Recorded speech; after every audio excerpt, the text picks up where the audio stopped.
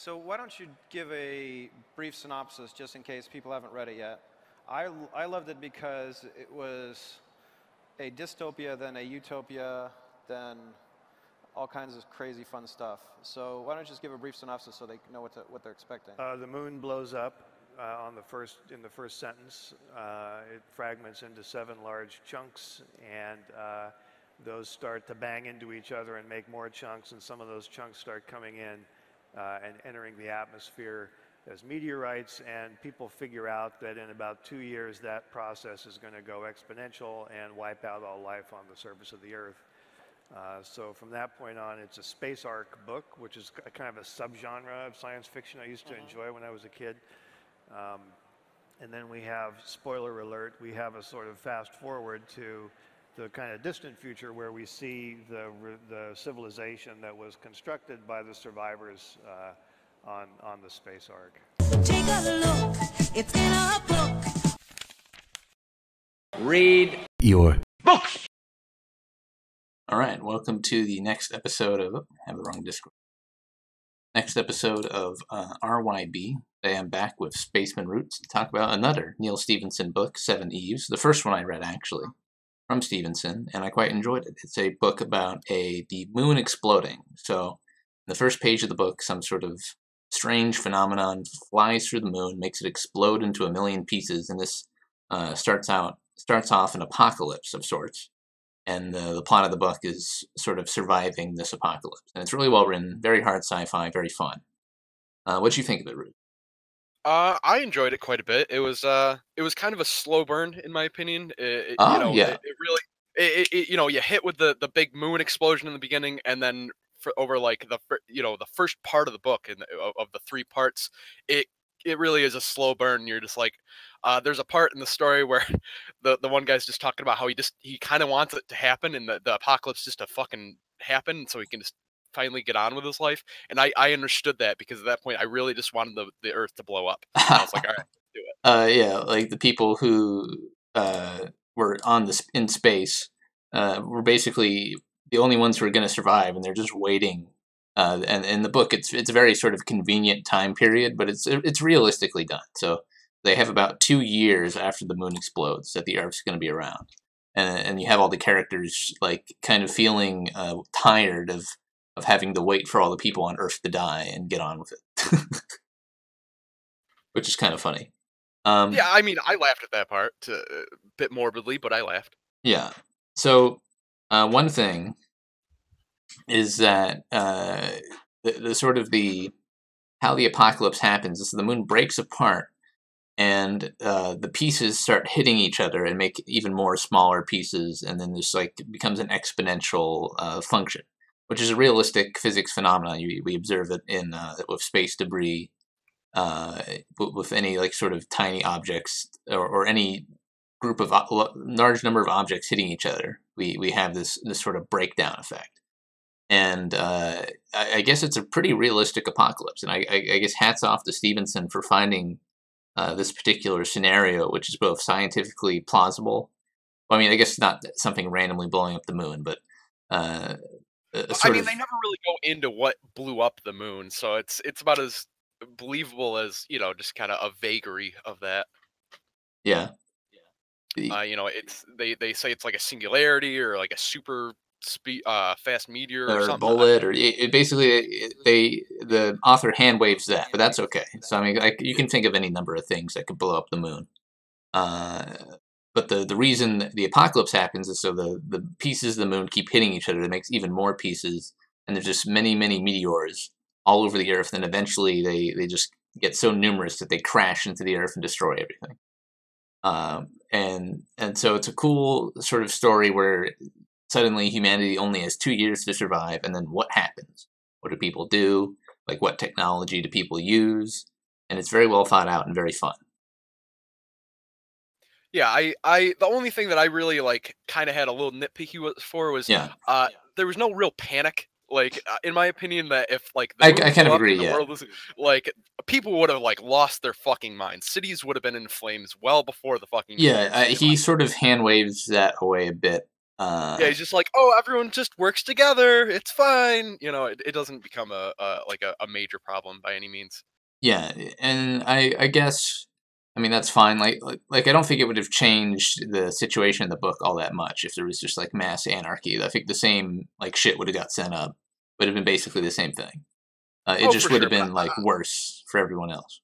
yeah, I would have liked a little bit more like panic and that type of thing. Like they have like a little bit of time with one of the characters' son who has to stay on Earth, and he's just like, "Oh, I Oh, love you, whatever. Dad. Yeah, Have a we're good all day." dead. Haha. Yeah, it's Which is very not like how the average person reacts to death. no, no, Which not we've talked about at length on this show. yeah. And yeah, it would be much more chaotic than is prescribed in the book. But that's okay because they all die anyways. Like basically everyone on the surface of the earth gets fucking killed by meteors. So it's kind of an irrelevant point. They very quickly anyone who's stuck on Earth becomes an afterthought, which is funny. Um, Yeah. so what I found somewhat interesting is that some of the characters are very clearly written characters. So the author just sort of wrote like this character who's like, oh, okay, so Dinah, for example. So Dinah is this rural country girl who got sent up into space as an astronaut because she has like really good robotic skills. And like builds a bunch of robots and is experimenting on this tiny little asteroid that the Well, she's a ISS captured. geologist. Yeah, geologist. She's a geologist with robotic skills, basically, is all she Yes, is.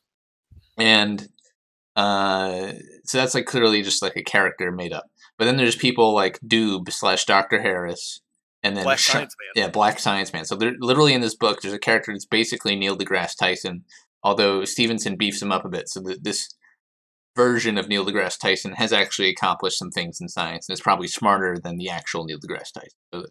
So sort of like ideal Neil deGrasse Tyson gets sent up into space, and Yeah, then I wasn't like the biggest fan of him in the beginning of the book.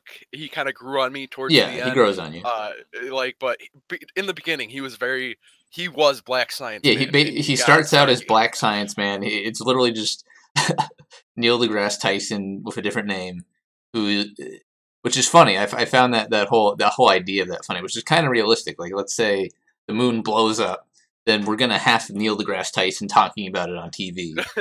Uh, Well, you see, yeah, well, you see, the moon exploded, and it's gonna fracture into millions of pieces and destroy the Earth. Well, you see. Fortunately, the author made this Neil deGrasse Tyson a bit more qualified to be an astronaut and to be and in likable. space. Yeah, and I guess likable. And if we are talking about Doob, I gotta say the names that he gave the parts of the moon was pretty stupid in my opinion. Well, Like, okay, well that's just one thing I have to complain about Stevenson in general, and this is also true even in Snow Crash, is that he has a bad naming sense, and so he'll sort of have these pseudo historical well, I mean like modern contemporary fiction where he's sort of extrapolating on the modern world, and then he like names stuff, but it's like like most of the names he comes up with for anything don't feel like they should be the names for things. It feels very artificial, but I mean that's writing in general, so I can't complain too much. But it is funny, yeah.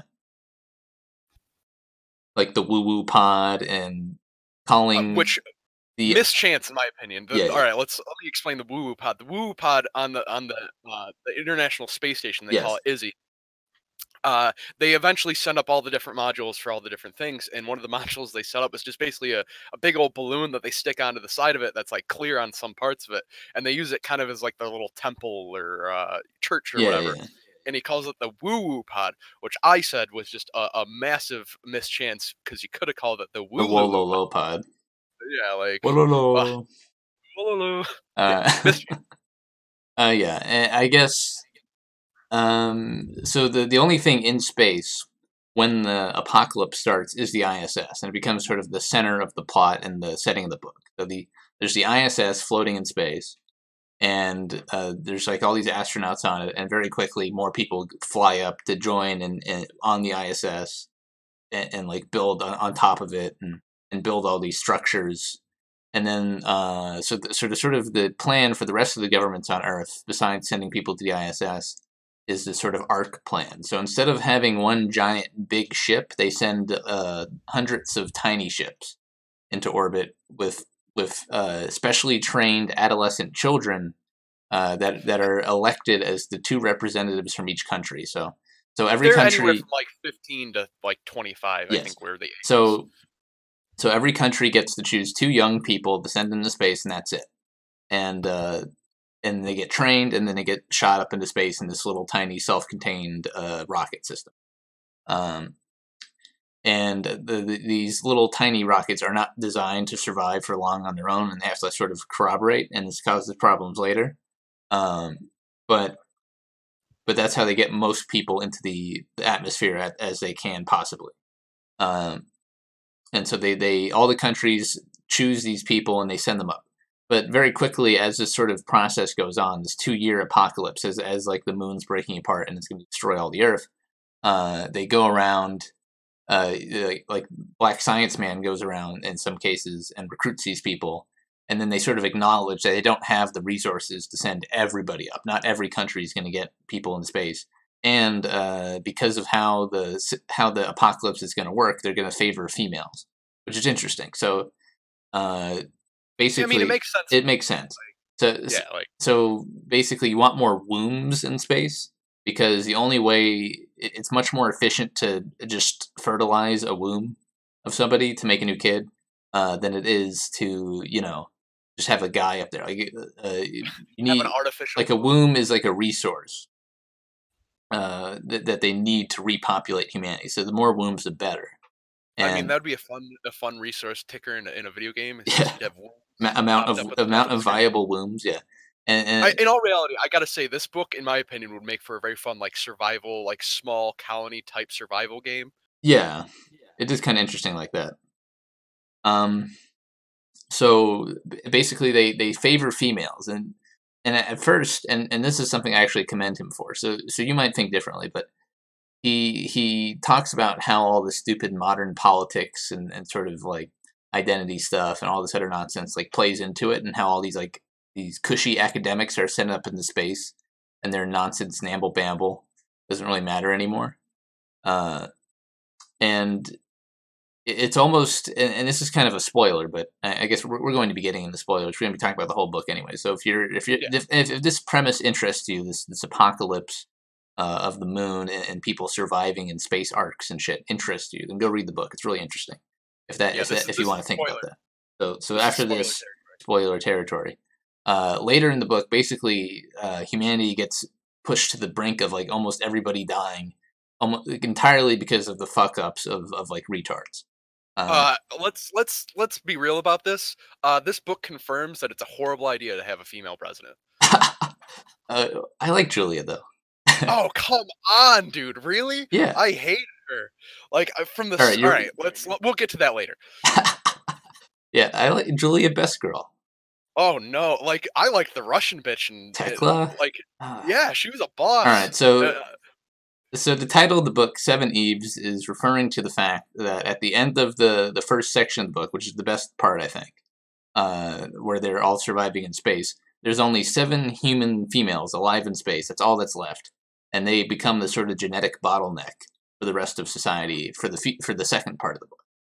And there's these different females who are sort of archetypal. So there's Dina, who we talked about. There's Julia, Julia is sort of like a Hillary Clinton-esque figure, sort of like a neocon, military, dyed in the wool. She's the U.S. president, and all the countries in the world signed an agreement that they shouldn't send the leaders of their countries into space. And this is sort of like a peacekeeping thing. So like if they did, everyone would just riot and kill each other, and that's sort of the rationale. Although I'm not so sure. But I mean, I guess the U.S. president people would have rioted and killed each other anyways. Yeah, it's not really probably, yeah. All right, so the president of the United States, whose name is Julia Flaherty, sends herself up into space in violation of this agreement to like selfishly survive. So she was not on the list. She wasn't going to go into space. She was destined to die like everybody else. And she ships herself up into space in a SR-71 and gets into the space station. And then once there, she basically so all the people in the tiny spaceships, the ARC. So there's the ISS group, and then there's the ARC group. The ARC group, and the ARC group are all the kids that got sent up in the tiny spaceships, and they're sort of like these different social groups. And Julia, the former president of the United States, gets into the space station and immediately she begins like politicking and politically subverting all the Zoomers. All the ARC Zoomers, she's like, oh, we need to have a different plan. All the people on the ISS are retarded. We gotta have this different plan. Follow me, and you get to be like part of the new U.S. government and shit. And this goes terribly, of course. Like basically, Terribly. hundreds of people die, of whom are like percentages of the human race. So there's like what, like a couple thousand. There's like 1,000 or so people in space, and then I think like they say 1,500. Yeah. And like there's 800 on the arcs, and then there's like 300 on the, ISS. About there, I think. Yeah, so there's about like 1,500 people in space by like the peak of them shipping people into space, and that Julia is either entirely responsible or partially responsible for the deaths about 90% of that. So through her politicking, which causes a faction that wants to break away and try to settle on Mars, that faction dies instantly. Yeah, that faction fails, and like it causes a huge explosion, tons of space debris. All the different spaceships, the arcs and the ISS, are getting damaged by this infighting explosion, and like most of the people who left in this off group, like just immediately die off because of a lack of resources or the inability to sustain themselves without the need of the ISS. And you might say, oh well, this is like human stupidity, but no, I think it's realistic, right? Oh no, for sure. Like you're in a situation, you don't really have a whole lot of control over that situation. You're gonna try to find a way to exert control, for sure. Yeah, and so like petty human politics can almost cause extinction. I think that's a good plot of the point. Not everyone's going to be this like technocratic, robotic type of person who's like, oh, nothing but space survival. They're going to have problems. They're going to do stupid shit. And they do, and it causes the deaths of about like 90% of humanity, which is hilarious in a macabre sort of way. Yeah, so basically, once, I guess we could talk a little bit, before we move on from the early part of the book, I want to talk a bit more about the reaction on Earth and whether you think it's realistic or not, besides the sort of rioting and stuff. So do you think governments would sign an agreement to not send the world leaders up into space? Do you think that would be a thing that might happen or no? That's a tough one because, like, for sure, like the democracies would agree with that, but then you get like to the dictators and the kings and that kind of thing, like some theocracies. So I think that's where it becomes more realistically. A lot of the third world countries would be warring with each other to try and get like the resources to fly up into space on their own, even if it was like they weren't part of the main group. And I felt that was a little too clean. Like it was just like, okay, so there's some Chinese, there's like the people on the ISS, there's like the ARC people, that's it. I think there would be more random fucks like launching into space with like shitty, no chance to survive. And they didn't even have to survive. I just wish Stephenson sort of like considered that, I guess, or wrote about a little bit of random people flying themselves into space in a suicidal fashion. I mean, I definitely agree with you that like the beginning, like especially all the Earth stuff, is a bit too clean in my opinion. Like it's way too calm. Like there's literally they're just handing out suicide pills, and everyone's like, all right, I guess this is it. Like, and I don't think that's how that would happen at all. I think a lot of people would be like just trying whatever they could. They would be digging underground. They would be stealing submarines to try and go under the ocean. And your girl Julia there, she nukes Venezuela because they that's why she's based and red pill. That's why she's best girl. So all right, so the Venezuelans, so every country gets like a couple people to send into space.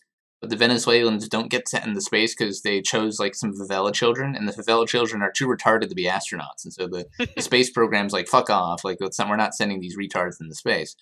And Venezuelans get mad, and so some terrorists go to the launch pad in, I think it's Argentina, or somewhere near there. They go to the it's an island off the coast of it. Yeah, so they go to the nearest launch pad and start shooting the rockets out of the sky. And then Julia, leading the U.S. military, nukes them out of existence, which is based in red pill. And then obviously all the namby-pamby liberal scientists on the ISS are like, oh, this is so sad. We nuked innocent people. which is like retarded. And I'm like, but I guess Stevenson, he thought it was retarded too. And the I mean, reason I they think, kind of yeah, pass over it very quickly. well, yes, because like everyone else dies anyways, doesn't even matter. Uh, but but I almost think, because if you just look at like how bad things go, and I could tell Stevenson, especially also reading Snow Crash, he has like a chip on his shoulder for the U.S. government in particular, sort of like Oh, you yeah, neocons and like the FBI and CIA. He thinks these are all like terrible institutions. yeah, he Uh, does not like them. but I also sort of think he thinks the academic viewpoint currently exposed is weak and kind of stupid. And the reason is, like, basically almost everyone in humanity dies trying to follow the current system of culture, and like having their old biases that we currently have, and these stupid systems. Because we have such a disciplined sort of liberal nonsense view of things, like tons of resources get wasted, tons of people die, humanity almost goes extinct. I almost think that, like, basically what Stevenson is saying is that if this apocalypse were to happen right now, there's almost no chance we would survive. We would have needed a lot of dumb luck to get through this. Well, to bring up the technocratic thing, I definitely believe that if Stevenson were to set up a government, it would be like completely technocratic, and it would be like, in order to get in office, you have to like take an IQ test. Like that. Yeah, He's a smart person that likes other smart people, and you can kind of tell that. yeah, and I was sort of like, when I was reading the early parts of the book, there's sort of characters who I think get a bit of too much of a pass about being like stupid and libcucky in space. Like, who cares about like gender expression when you're in the middle of fucking space apocalypse and you gotta survive? Like, and like all the scientists on board are like agreeing with it, just that's because they're norm. But then like in sort of retrospect, after how many people die and like how poorly the whole like operation goes, uh, I'm like, I guess, yeah, the author is not saying that these are particularly smart ways of thinking or acting. But I guess it is realistic that they would color the behavior of these people. Like, most of the people who are qualified to get up into space are going to have these retarded namby-pamby views of things.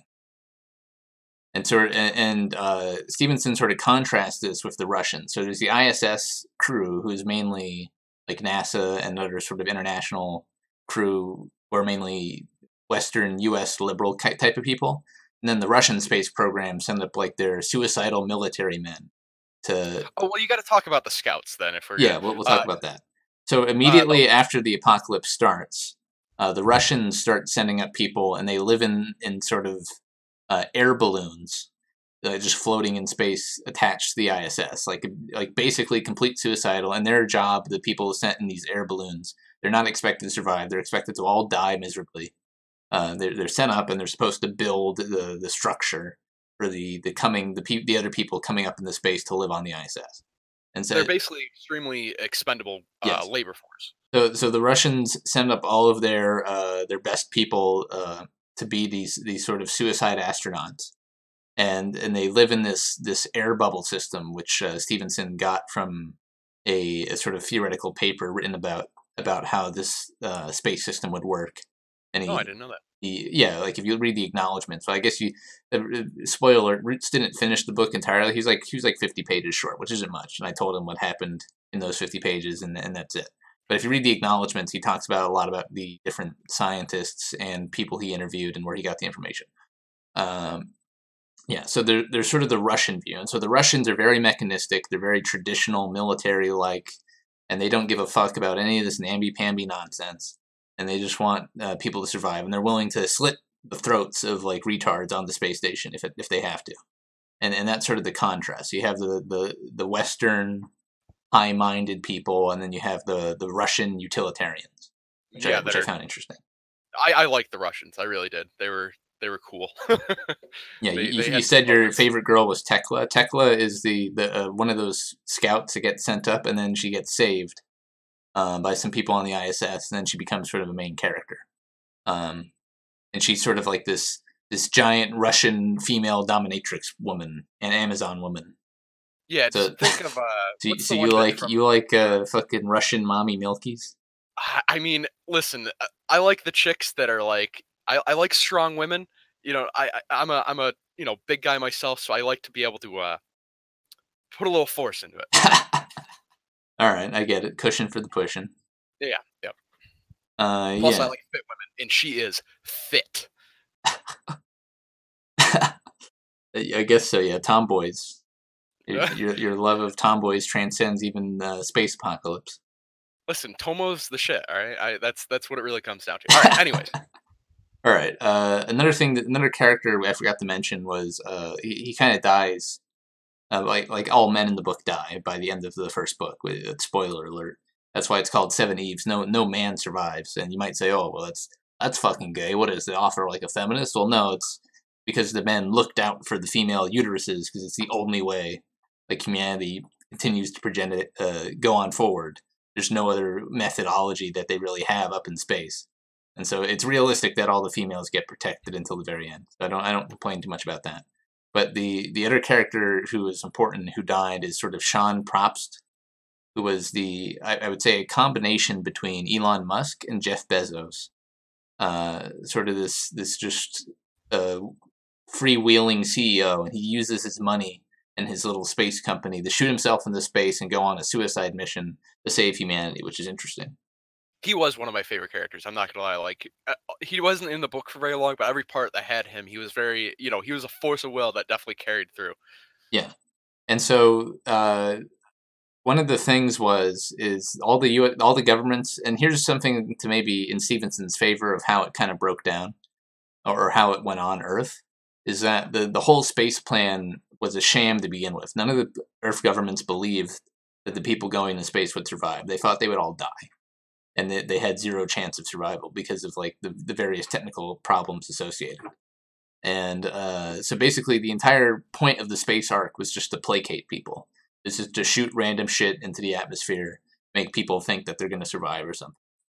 And it sort of was that way. So the central planners did not have any plan to solve the problems like constant radiation, constant collisions from these tiny asteroids that like puncture all of the different spacecraft in the formation. And in long term, they were just going to get killed by all these little tiny meteors and radiation. So they were all just like, it was basically a suicide pact, and all the scientists of the governments probably figured this out, and that's why they didn't care too much. Why they were more focused on staying on Earth. And sort of they talk, Doob and some other characters talk about how they realized this, and Sean, the sort of the libertarian CEO, Jeff Bezos, Elon Musk guy, gets into space and he sees this problem. He's like, oh shit. And then he makes a space mission to fly out to the nearest like water comet and bring it back to the ISS and Ark and little tiny spaceships to try and provide a fuel source and and shielding from the radiation. Well, I mean, there's a lot of stuff that goes on with that comet. Oh yeah, They use it for a fuel source by splitting the hydrogen and oxygen and to make fuel out of them. They use it for water, yeah. obviously. So Sean, because they had a spaceship that was powered by radiation, they had a radioactive main drive nuclear reactor powering their spaceship that was very high output. They all died of radiation poisoning, and so there's a crew gets sent out from the ISS to go to the comet where all of the crew, where all Sean and his crew died. Then they like haul the comet the rest of the way back to the ISS. And it's a sort of like high octane. It's kind of like a scene out of Interstellar kind of thing where they're doing all these adaptations and these calculations to try and get this shit on track and work out the physics so you have enough delta V to get out of the atmosphere and back around to the ISS. And Stevenson writes at length about all the delta V force required for things and like what amount of fuel would be needed and why it's not sustainable, because every time an asteroid comes through the system of ships, they would need more delta V to keep dodging the asteroids, and they'd eventually run out and all die. And so that's why it's not sustainable and why they needed fuel. And and so he kind of thinks about it very step by step. The physics are done pretty well. There's definitely like some hand wavy stuff. I won't say there isn't. And Yeah, things do go well in a lot of ways that are very convenient. Mainly, I would say Dina's robots are sort of the glue that holds the plot together. So her robots just conveniently solve like all the problems that yeah, crop up. she is kind of like the all-purpose problem solver of Yeah. this story. So She's just like, oh, we'll just make the robots do it. Ta-da! well, we have a problem that like we can't technically fill. I guess my robots they'll handle it, and sure, I guess we can say that happens. And that's why I say that Stevenson's assessment of how we would be prepared for such an apocalypse of the moon breaking up and then threatening us with asteroid annihilation, we're unprepared. We would fail, like almost For sure. equivocally. And that's why I thought the more realistic plan is not going into space at all, but just going to the ocean. I mean, I was kind of it's like the same thing, but you don't need fuel. I guess, but like, they talk about how the oceans basically boil. Like, I don't know how like. Well, they get boiled. Habitable. Yeah. They get boiled off to like a very tiny portion, and then well, actually, we're not there yet. So I guess we could talk about it later. Basically, the first part of the book is a space survival story. The story of people surviving the apocalypse in space using technology, using the proper implementations of physics, reining in their internal space station society, doing all these things. It's this sort of ticking time. There's always a ticking time clock in this story. From the very first page, the moon explodes, ticking time clock. We're stuck in space after everyone on the Earth is dead. Ticking time clock of radiation. We need to solve this ticking time clock. So it's like 700 pages of a constantly ticking clock that humanity's going to go extinct, which is fun. It drives the book. It's very intense. Like there are points in the book where it's a page turner to be sure. It is definitely a page turner. I sat down, read the thing in basically one day, which is crazy because it's like an 800-page book. And then the second part of the book, there's like it's basically two books in one.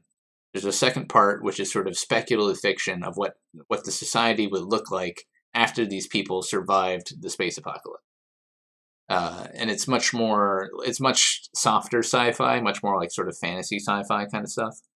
But I mean, it's actual sci-fi. It's science fiction as opposed to like I wouldn't even really call the first part of the book that fictiony. You know, like everything is well within the realm of at least. Well, I mean, it's fiction because it's a theoretical event. But you're right.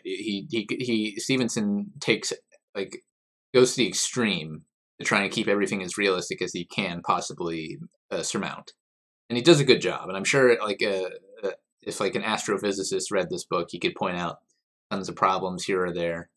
But in terms of the basic stuff, like the need for delta V and the threat of radiation, the threat of collision, all these resource constraints and bottlenecks, he does a good job.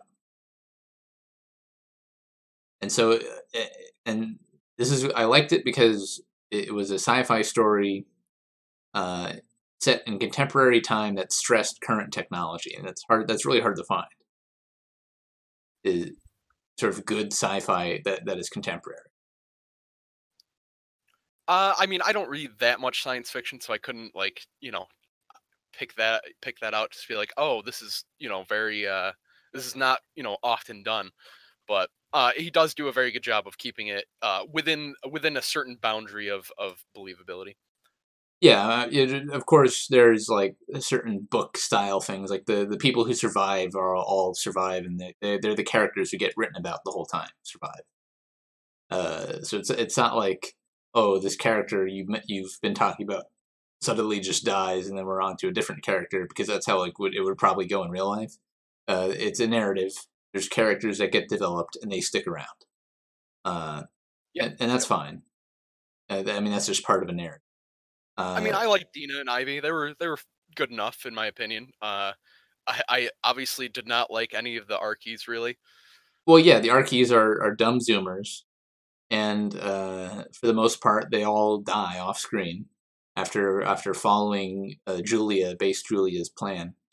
I think the main point that Stevenson is trying to make in the arc is that they're just way too easily influenced by social media.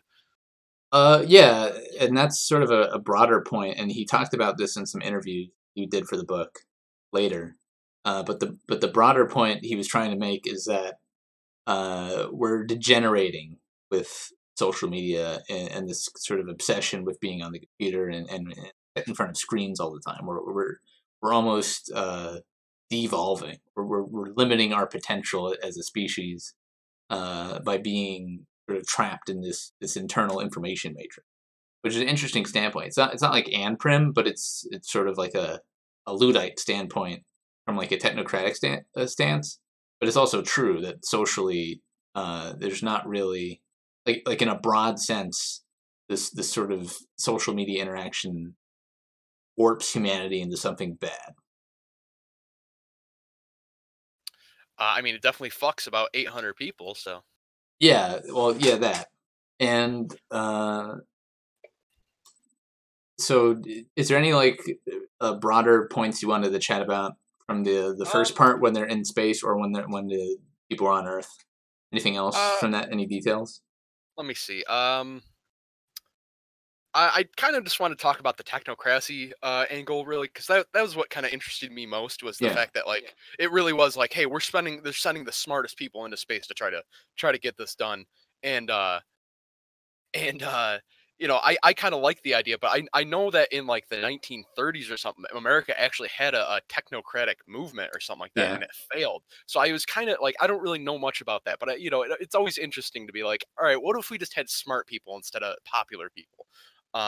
So yeah. But I even kind of then, like like a lot that. of popular people end up getting into space and cause problems.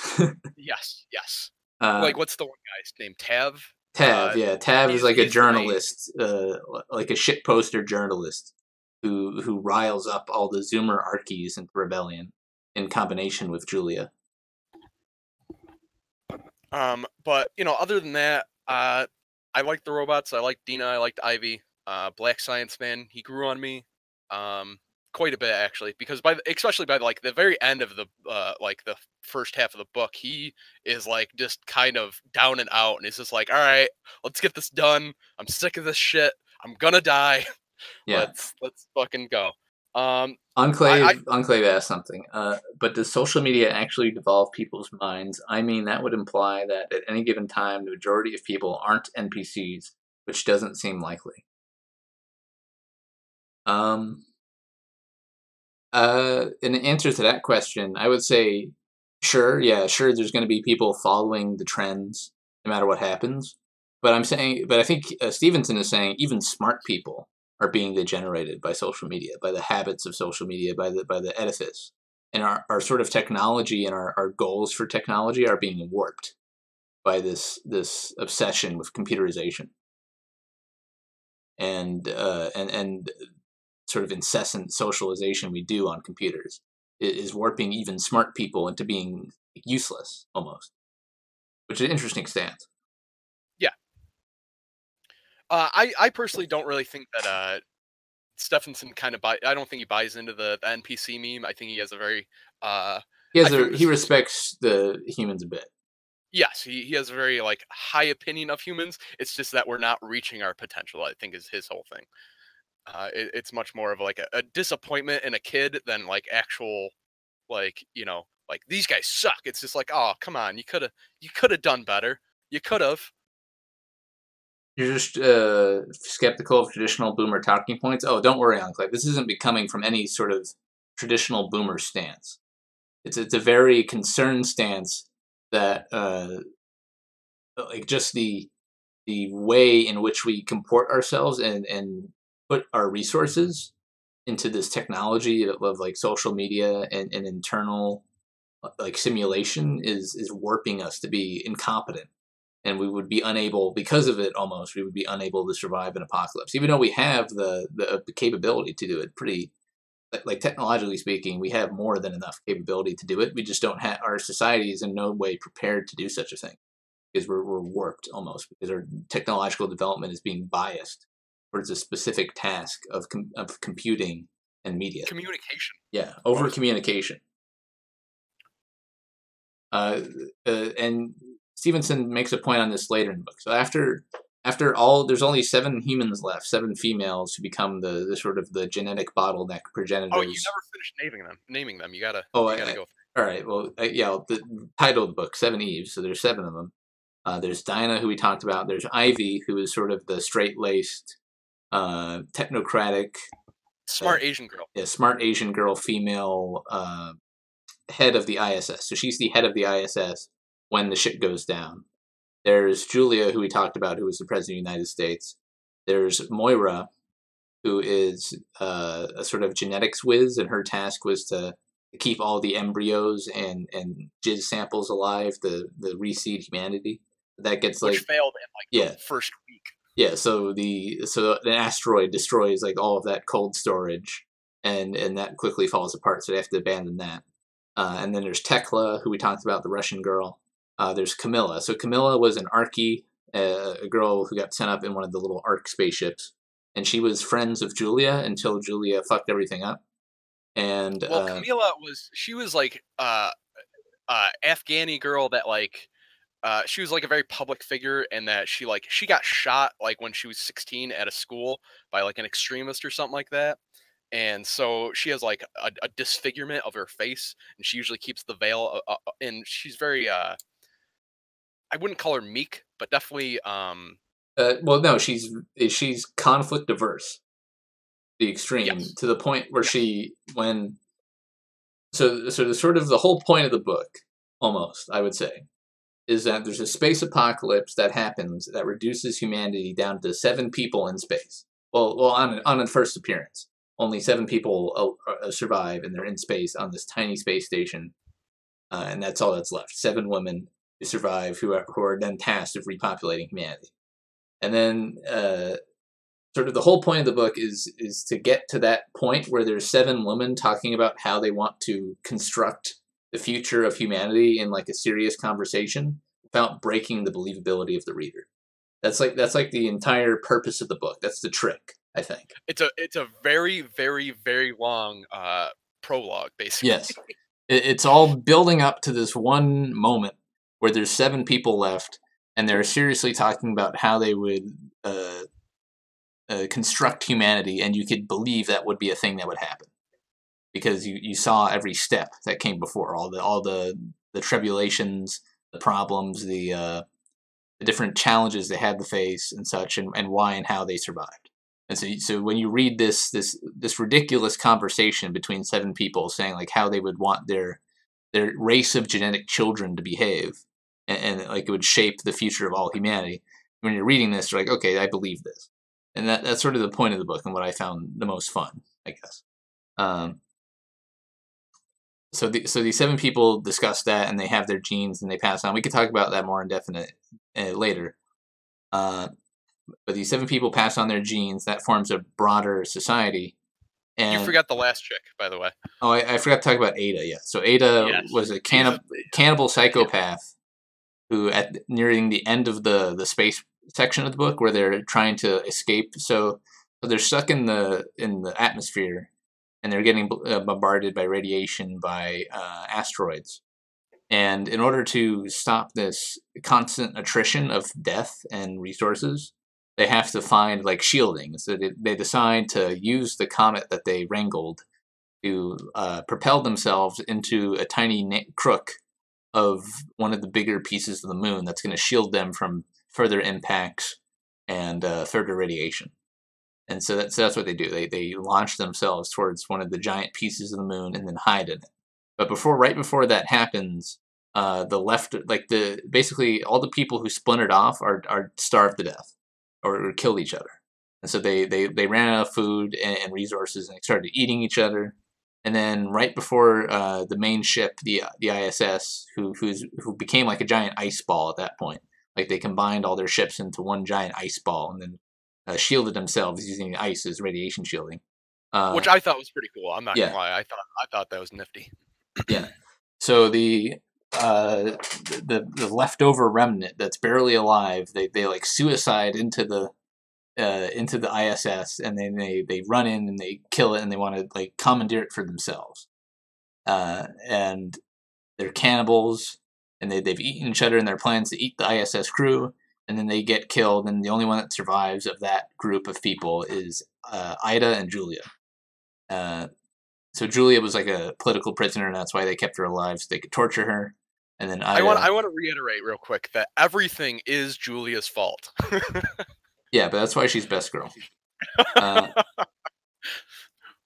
So Ida it was like this crazy Zoomer who loved eating people and loved violence. And she was like the sort of the black sheep of the family. By the way, Italian. Just by the way, Italian, yeah. Like she was the Italian one. So say what you will. Go ahead. Yeah. Where was I going with this? I was saying, so basically, there's 7 people left, and then they become a genetic bottleneck, and then after that, 7 races of humanity pop out of that. So obviously, there's 7 females with different, and they purposely modify their genetics so their children have like a special trait, and they debate about this. So once they're the last 7 humans alive, to their knowledge, they debate about like what genetic traits they should pass on, and they all come to different decisions and conclusions based on their character. And then they spawn like 7 Eves, like kind of the title of the book. They spawn 7 different races of people, and then those 7 different races of people break off into different societies. And for this is the subject of the second part of the book, is like this group of 7 different races interacting in the society in a sort of high sci-fi space station society. Their entire culture and sort of like moral system is based around video recordings, and it's this was really interesting to me because it makes sense. Like, yeah, go ahead. I'll let you finish. Yeah. So the entire process, which is the first part of the book, where all these people are in space and they're fighting for survival and solving all these engineering problems and solving these internal politics problems, and then they eventually get reduced to 7 people in one tiny space station. All of this gets recorded by the cameras in the spaceships. It just gets recorded because it would have cameras in every spaceship recording things being saved to a hard drive, which is fairly cheap. And for this theoretical society that pops up a few thousand years later, their entire morals, ethics, religion, history is all recorded on video, and so they're constantly watching video playback of the first part of the book of all their ancestors and like old Earth people doing these various things, and it becomes the basis of their culture and stuff. And I found that really interesting. They're quoting them like they would quote the Bible. Like there's literally points where like, the Eve Dinah said this back then. So basically, it becomes their new Bible. This recording of these people who are their physical ancestors who genetically modified themselves to make new races. This recording of these events, and they take their morals and their parables and how they purport their society and live from these video recordings of the events, which is interesting to think about. I mean, it makes 100% sense to me. Oh, yeah. That's if we had recordings of Jesus today, that would be replayed constantly. Oh, yeah. Like just everywhere. Lamau, then I guess it was fiction. Yeah, that's the point, Leo. If you had video evidence of all the supernatural shit, nobody would complain about it. That's sort of that's the joke. Would it make more sense to make one race? Carnivore says. I think the whole thing is like the first 3 generations or 2 generations after the 7 Eves, they're all women still, and they're basically just cloning themselves because they have no real way to actually become pregnant. What's the word that he uses for it? I forget. Who knows? But the videos were re-edited. Yeah.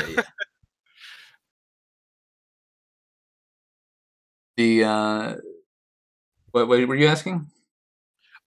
Just about how when they the 7 Eves first tried to generate more population, they were basically clones of themselves. Yeah. So they had they didn't have the capability to create much genetic diversity, so they had to clone themselves for a bit, and then that bottleneck grew out for a while, and they did mix. Like initially the people, the clones they made did mix for a bit, and then they went back.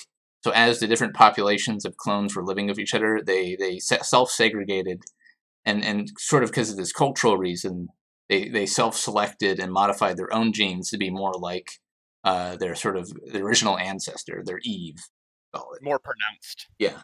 So they self-select to be the sort of extreme science-y, a sci-fi type of humanoid that are pretty different from each other because of extreme self-genetic selection. I mean, they group up in some ways in that what do they call it? The 4, the 2, and the 1, and that it's the 4 Eves. It's Tekla, Dinah, Ivy, and Moria. They're like they're all friends with each other, so they get along. Like their descendants all get along with each other. But then the ones of Ada, the cannibal, and Julia, the president, are kind of like shunned from everyone else because they're assholes. And then there's the Camelites.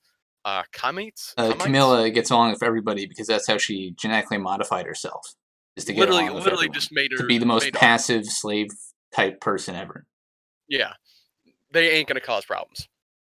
Generations of cloning won't lead to crippling autism. No, like their whole society has crippling autism and on it. It's kind of like the problem is that in their future society, everyone's like obsessed with these recordings and like trying to autistically recreate the actions of their original ancestors, and everyone's an autist, so you're not wrong.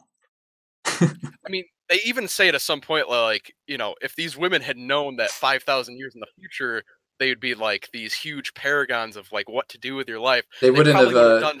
They wouldn't have like masturbated done in their room on camera or done all this other random shit because it would have become the basis of religious text.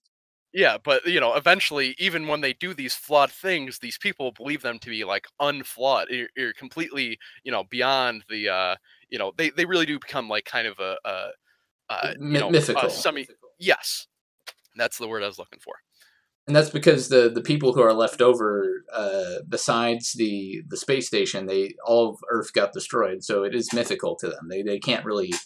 There's not really too many traces left of the old history. And that's the point of the second book, is that the people who are then descended from the space station and go back to Earth, they've terraformed it. They spend a couple thousand years terraforming Earth. And then they go back to it, and then they find the people who were living underground and the people who were living in the ocean, who managed to escape the apocalypse. And that sort of, it brings it all together. It answers the what if questions people would have from the front of the book. And it answers all those contingencies that like people who would read this book and would like it would say, oh, but what about people who lived in the oceans? Did anybody in the cave survive? And that's what it talks about. Carnivore says sound. Something wrong with our sound? Low key dab on religion sound. Yeah, you gotta say more than sound. Like I gotta use your words. If there's a problem, I don't know what that means. Yeah. So the what was I saying? Sorry, I interrupted you there. The book is cool. Like some people might like the first part of the book better, where it's this hard sci-fi apocalypse, and then some people might like the speculative sci-fi stuff better. But I mean, they fit very well with each other. But they do fit, yeah. It's very hand in hand, and it makes sense. Like you need that preamble to get to the 7 races of these Eves. Otherwise, it would. Yeah, because I listened to some interviews Stephenson did, and he said the whole aim of the book. So most sci-fi has a really kind of stupid view of how it would go. So we'd fly into the universe, and on different planets, like way across from the galaxy, we'd meet people who are just like humanoid versions of ourselves for some reason. There's not really a good genetic or logical reason why we would meet people who kind of look like us and we could interact with and would be like normal to us. Or we would meet aliens that are like us. There's no reason to. And so he set out and said, okay, but if we had a space apocalypse and we had a genetic bottleneck, then we would have different races of humanoid people who are kind of distinct interacting with each other. Which is sort of, he's trying to realistically play out that trope of meeting humanoid aliens. Yeah, a lot of Stephenson's work, I feel like I try to bring like kind of broad concepts into more realistic terms. Yeah. Yeah, like the Diamond Age I brought up last time is about like what's it, 3D printers that basically print anything, like food and shit. So he really tries to keep it within a realm of And that's what good believability. sci-fi does, is it takes a concept and it plays with it. And it plays with it to its logical conclusions and lets you think about interesting things that could and would happen. Yeah.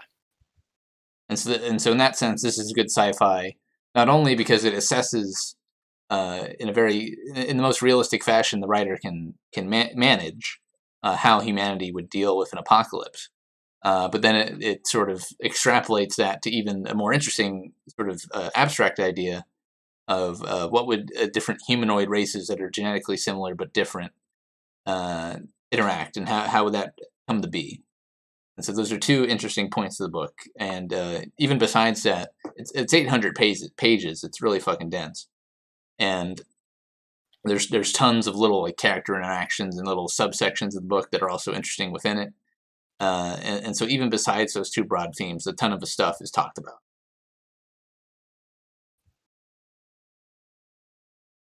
Does it measure up to Blame? To Blame? I don't know Blame. what that Blame, I thought, is that one manga where there's a guy going around like empty, dead world and fighting like robots and aliens. I forget exactly. I mean, to be fair here, I do think this book would make for a very fun cute girl anime. Like if you kept it like just all these cute girls and then just constantly just people just dying off in the background, and so just like, oh well, it would be hilarious. I would enjoy that anime very much. Yeah. God, fucking Leo. Never mind. His autism triggered me a little bit. Triggered you. Did. He's like, why don't you believe the Bible is as good as high definition videos of the same thing? I'm like, should be pretty obvious, Mr. Leo. I mean, especially when they have 3 camera angles on these people almost at all times. Like this isn't just like in passing. They're like going through a hallway like Yeah. every room. If in there this was a space video station- recording of supernatural shit, then fine, I'm not gonna complain, but it's not there. Get back onto the book. Get back out of the We've book. been All on right. the book. Yeah, we've been on it. Can you imagine how primitive the video technology was compared to when they were working it? Oh, Yeah. for sure. Like And it's like you're right, Leo. We can know True Scotsman the knowability of it, and it could be re-edited, but it's a huge difference in actual proof of something. I do think that at a couple points they hint towards like the re-editing of the Oh yeah, and that there's different sects who believe that. Yeah. Like there's different people who say, oh, there's a conspiracy to re-edit it to espouse this moral, and so on Yeah, and like so forth. there's one part where like there's a recording of Ivy and Dinah talking about Julia and how like in the end they just kind of have to accept her because that's all they got left. And like Yeah. I'm pretty sure that conversation went a bit differently, but whatever. Maybe. Actually, that might be a good point. I didn't read it. I guess I read it in one sitting, but that might have actually occurred. You're right. Because you, as the reader, you get the real event from the real fictitious event in the first part of the book, and then you hear about all these theoretical races talking about these events as their sort of religious basis in the next part of the book, which is fun. Yeah, I just wanted to say something real quick that the women are referred to this as the Seveneves, but the people that end up staying down on the planet take on like a more patriarchal society, and they end up having Adams instead of Eves. And one of Yeah. the Adams for like the underground people is actually Dinah's dad. Like he's the one that ends up going Dinah's dad underground. and Ivy's husband. Yes, Ivy's Which is husband always the so guy. very narratively convenient, but Oh, so convenient. extremely narratively convenient. But yes, the people on Earth who went underground and the people who went into the ocean survive, and then they've heavily adapted. So the ground people are all like albinos who can barely see and shit, and then the underwater people like genetically modified themselves to be very acclimated to water, almost to the point of looking non-human. And yeah, so that was it. I mean, the sort of the goal Stevenson set out for was creating some sort of realistic situation in which there would be different groups of genetically distinct sci-fi-esque races living around each other and interacting. He basically looked at Star Trek and was like, "That's fucking stupid. Yeah. Like, these people aren't gonna all look like this." Yeah. All right. So there's the that aspect of it, and then you followed similar to the 7 characters who are alive at the end of the book. You follow 7 characters of each race, who then become the protagonists of the second part, and they all have their own sort of motivations and things going on in their own little society. I didn't write them down because they I don't know. I guess I felt they were less developed. I liked Kath too, and I liked the interactions more than like the actual characters. I'm pretty sure I know all the characters' names. There's Kath 2, which is a Morian. I forget the dude's name. That's the Teclan. It's like Celeb or something like that. Something like There's that. Doc, who's an Ivian. There is I forget the Yeah, I forget the their names, man. names for some reason. Just more Stevenson's naming sense. Well, I do know the one. His name's Ty. He's a Dynan. And he was kind of like he's like kind of like an older grizzled war veteran type of guy that's ends up being real nice guy type of thing. I don't really know how to explain him that well. But you're right. None of the characters are really fleshed out that well. It's more Yeah, and the thing is, they become racial, and it's sort of because it's part of like exploring the idea that these 7 individuals then became a genetic bottleneck for humanity. They all become like caricatures of the previous characters.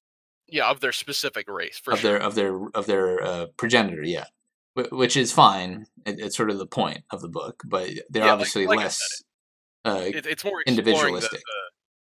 It's more exploring the interactions between the characters than the actual characters themselves, because the character interaction is largely symbolic of like the entire race's interactions with those other races, like I said, the Archies, the Julians, and the Aidens, and they're all kind of ostracized and not really looked upon very well. Whereas the the Dynans and the Teclans are like these strapping heroes of yesteryear and type thing. Yeah, and they all and Stevenson explains this, like, so both the video recordings that everyone bases their culture off of, combined with the self genetic selection, turn them into caricature.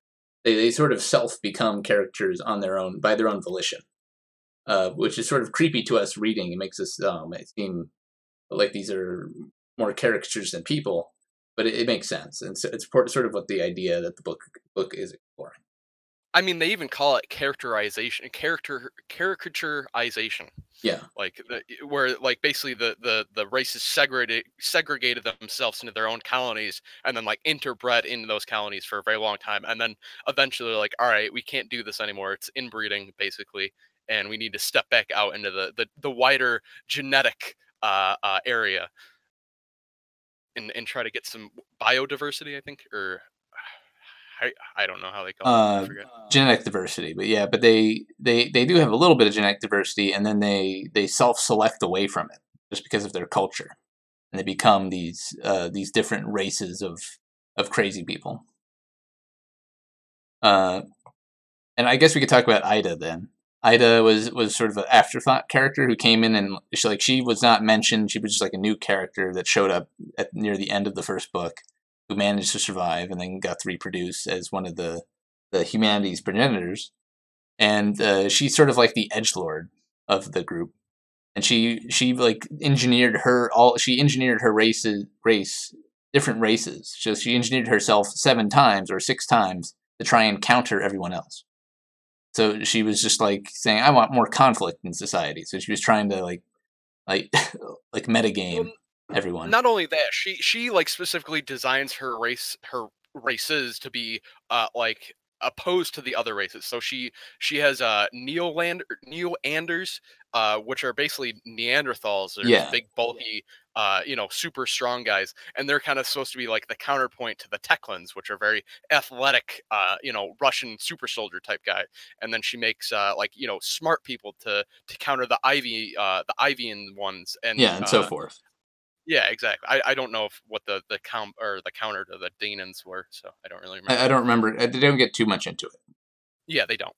But basically, Ida's whole point was that I'm just making my race basically to fuck with your guys' race. And you're right. She is kind of an edgelord, the Zoomer edgelord of the group. Yeah, the To the Zoomer point where edgelord who eats people. yeah, to the point where she even like she like pronounces like a curse upon the other races or upon herself Yes. or whatever, and it's very dramatic and like hyper dramatic. It's melodramatic. So Yeah, the Ida character, they're all sitting around like postulating how they're going to change their own genetics to affect the future of humanity. And Ida sits down and says something like, what does she say? She says that since you guys think I'm like I'm paraphrasing here. Since you guys think I'm a dirty cannibal and that my children are cursed by my evilness, then you're going to bully my children. So my children are cursed, and you guys are putting a curse on them. well, this is all going down during conversation where they're basically, like you said, they're deciding how they want to genetically modify their future offspring and stuff.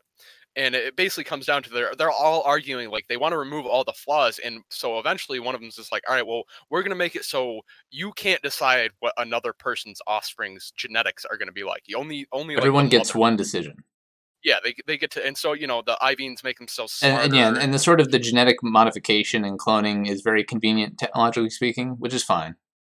Yeah, it's it goes along with the rest of the book just fine. Yeah, like the robots and the genetic modification; those are the big hand waves in the book. The big sort of epoxy that fills in all the cracks. Yeah, in and eventually the hard sci-fi. And eventually they're arguing about like who's going to genetically modify what, and Dina gets pissed off and eventually just walks out and like comes back with a bomb. Is like, all right, you guys got 10 minutes. We're just going to blow ourselves up. And so they have to kind of make a quick decision on it, and that's what they agreed was the one trait per mother type thing. Yeah. And I don't know. I like Dina. She's another good character in my opinion. Yeah, the characters are fun. Some of them kind of fall off. I think like Ivy falls off. Moira isn't really much of a character. She's more of a plot device. Yeah, Moira doesn't get a whole lot of screen time. Ivy, she loses less and less screen time as it goes on. Yeah. But I like Dina's and Ivy's relationship. I thought that was like kind of like the opposites attract type thing. Sure. They use the fact that everyone like thought they would be opposing each other to their advantage, which I thought was realistic. Among a group of people, they'd be like, all right, we're basically going to pretend to be at odds, but we're not really. It makes a lot of sense.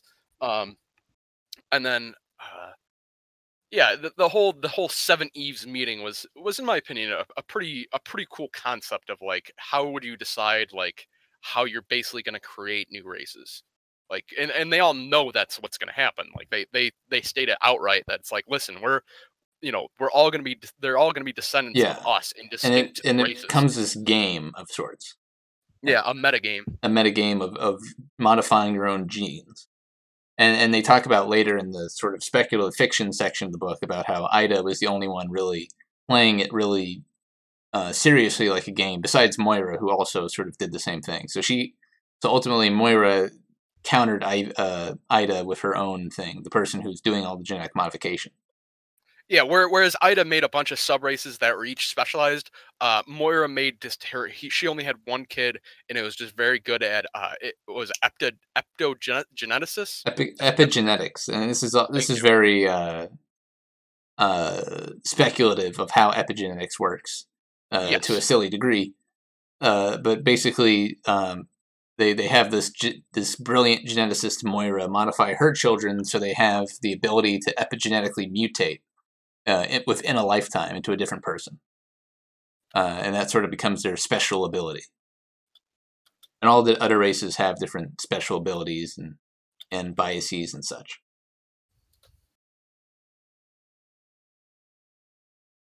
I mean, it's a fun book. There's a lot of content to cover, and we've only really talked about sort of the broader ideas and not like all the fun scenes and the different sequences and actions and such that goes on.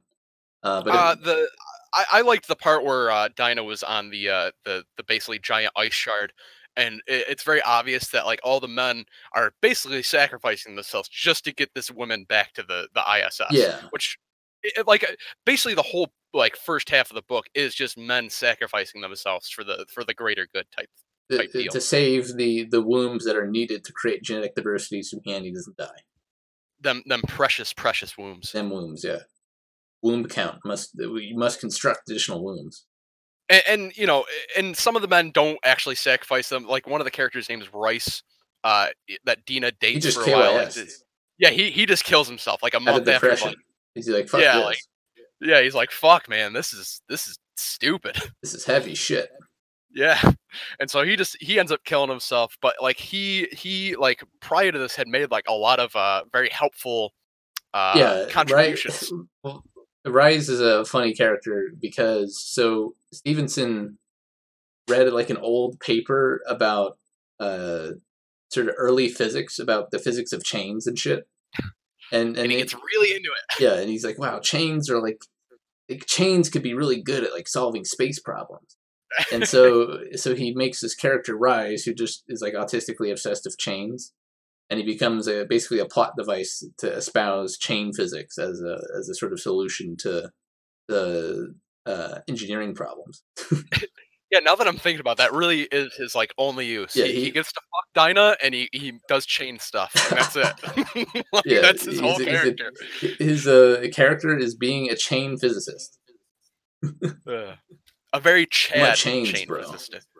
He's I liked Rice though. He had his moments. Yeah, you know, and like, mud chains showing the continue chains. to be like a fucking thing. Like Stevenson writes about all these massive like mega structure space stations and how they propelled themselves using like these chain mechanics and such. It's all very pie in the sky, sci-fi space station. Yeah, you could definitely tell that he read that chain book and is like, "This is brilliant, brilliant." And yeah, he talks about in the acknowledgments about the book he read. It's like, wow, it was just underappreciated. Someone should research it. Which is sort of what he's getting at it in the book. It's the solution to all our space problems. Just chains. Chains, brah. And then yeah, the ice, the part where they're stuck in like the fucking meteor or the what's the comet. You know, when they're stuck in the comet and they, for all intents and purposes, they'd stuck a nuke onto the back of this thing to melt the ice. Yeah, so the original ship that Sean used, the sort of Jeff Bezos character, to go get the ice asteroid was powered by a radioactive engine creating vapor thrust. And so they attach that to a comet and they melt the ice, creating a nozzle of water vapor thrusting into space, kind of like how a comet propels itself, which is pretty interesting. And there's tons of problems that this radiation causes. Like death. Like, yeah, like tons of people die in terrible ways. And there's tons of like radiation going around all the space station, and terrible issue. and Stevenson does not hold back from describing how terrible it is, someone dying from radiation. Yeah, like they talk about how like there's motes of fallout basically, and if it gets anywhere like near you, if it gets, you know, in your food or you breathe it in, you're basically just fucked from that point on. Like it's literally just gonna like create a tumor that hemorrhages in your body and you just bleed out from the inside basically, and it's unfixable for all intents and purposes in this setting. Like, yeah. I'm sure maybe like if they caught it right away, like on Earth in a good medical facility, they might be able to survive it, yada yada. But like this is not that type of situation where like, yes, people who get radiation poisoning die.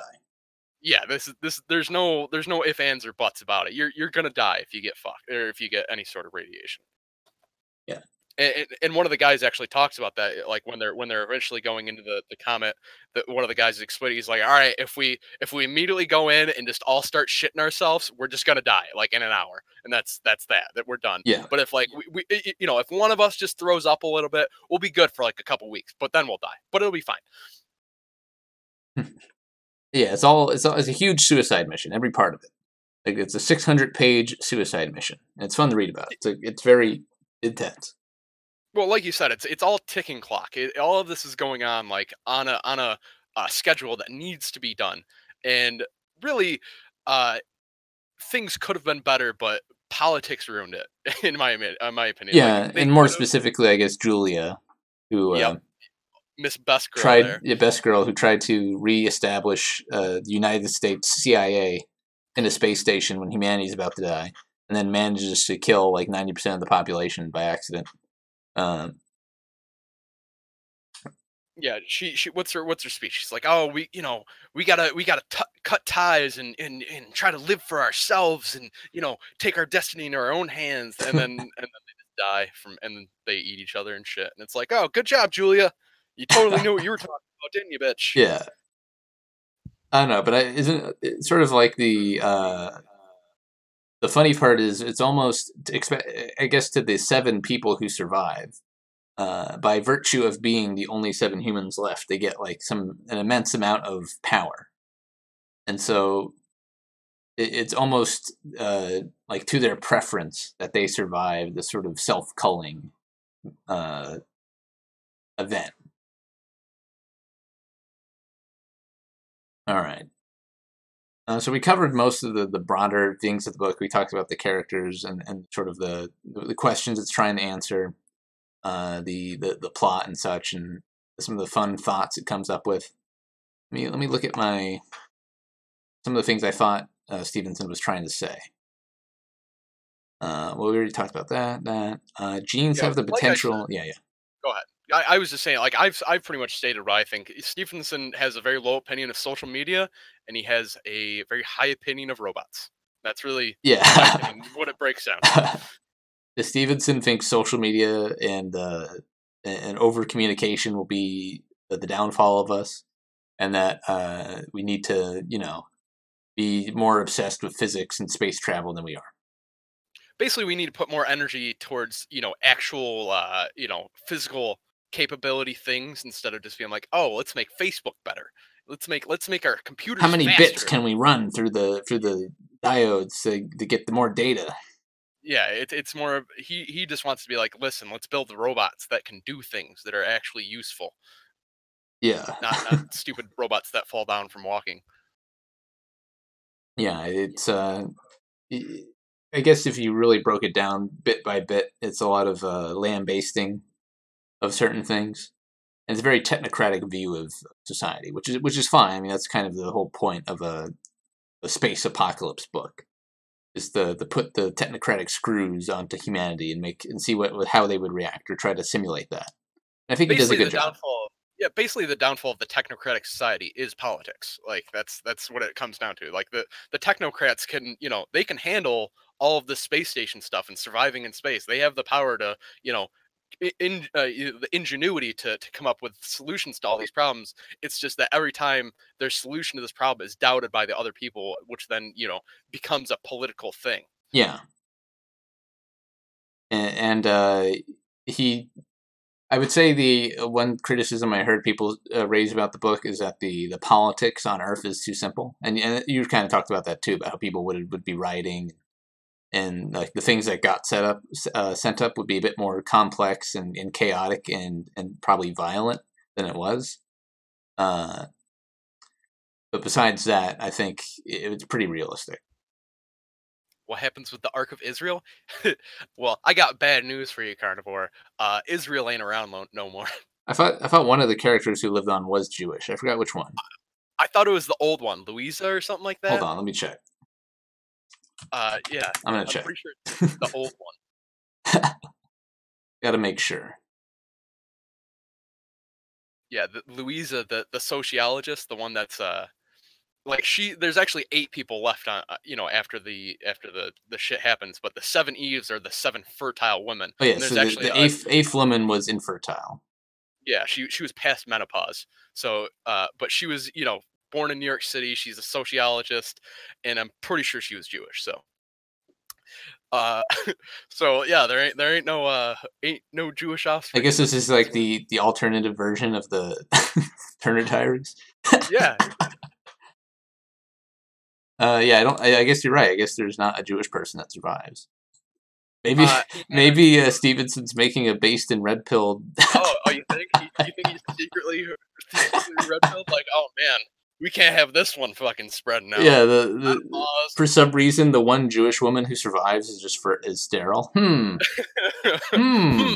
think there, huh? Makes you think. possibly Gets the your one who makes noggin jogging. other races for others, perhaps. No, actually, like she actually like holds like a fairly minor role in like kind of the religiousizing of these women.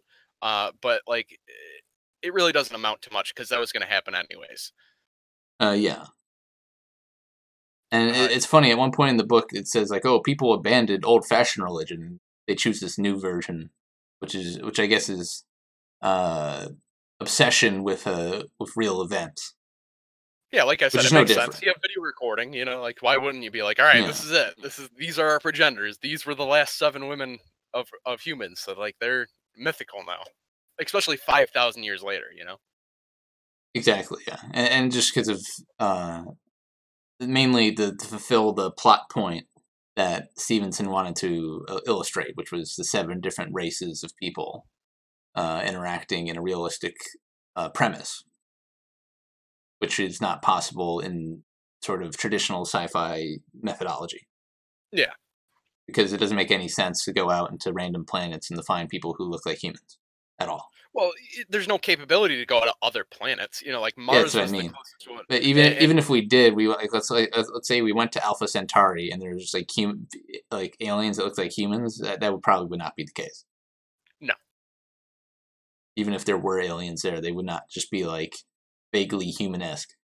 Yeah, I don't think I don't really buy the humanoid aliens thing myself. So Yeah. I'm with you there. And so Stevenson thought that was a criticism, and he wrote this book to try and address that, and also, I guess, to write an apocalypse book, which he felt like writing. I thought it was really good. It's very good, contemporary sci-fi, It's definitely a very good highly mishmash of detailed, keeps its ticking clock going, keeps the action high, has pretty good detailed physics and sort of concerns about what the situation would entail. Yeah, And if you like reading about delta V's and epigees and xi and this and that and gravity, like this is the book for you for yeah, sure. Like this he is goes you on know multiple page rants about the delta V's in certain situations, which is always fun for physics nerds, of which yeah. I'm Back to sure the there's comet. many.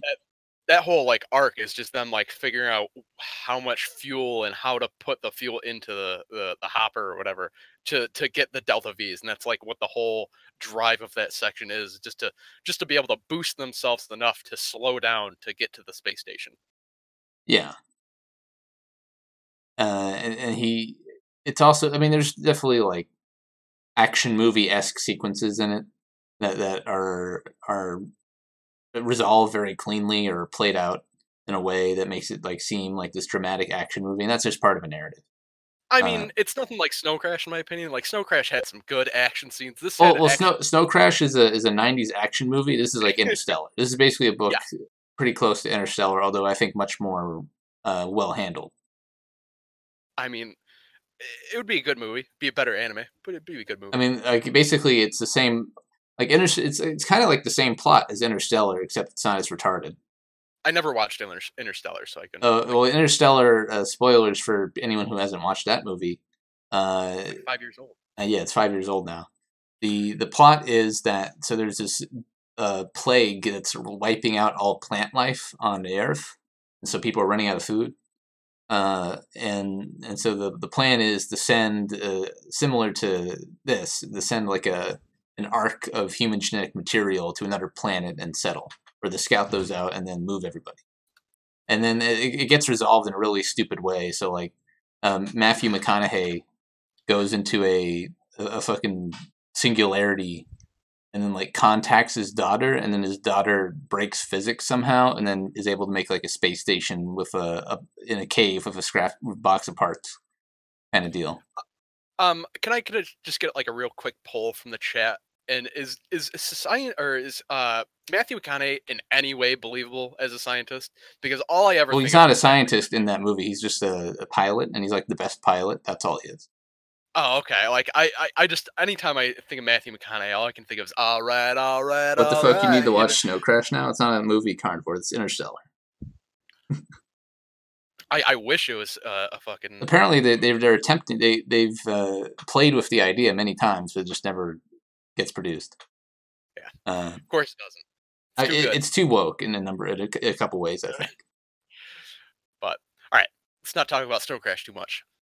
Why not? It's another Stephenson stream. We're not going to be touching this guy for a while unless like Exargentine comes back and we talk about Cryptonomicon.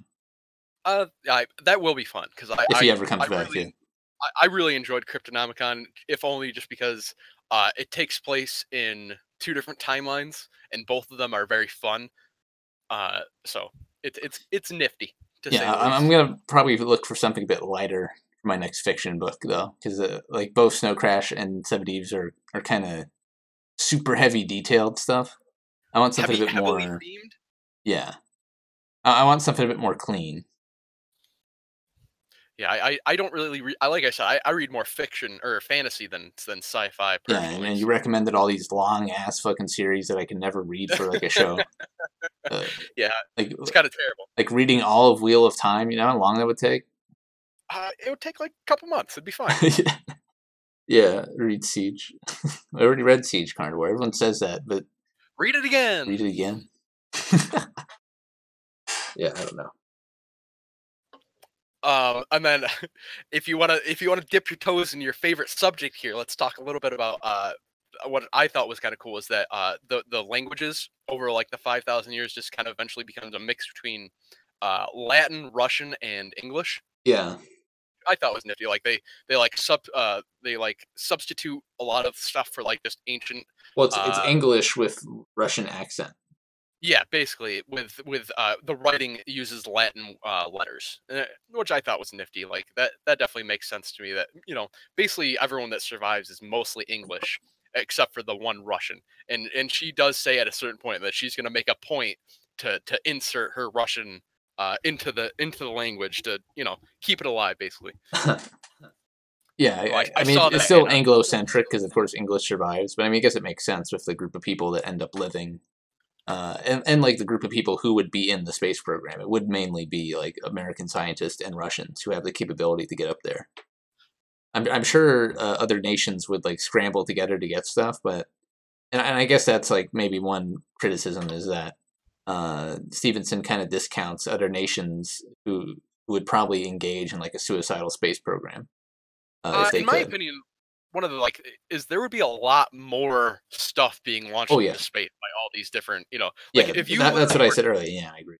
yeah, if you were told that you had 2 years until the world blew up, you would be using every possible resource. Like this is no longer a And yeah, and finite. people and like the world leaders aren't gonna like just say, "Oh, we're not gonna send ourselves into space." They're gonna go.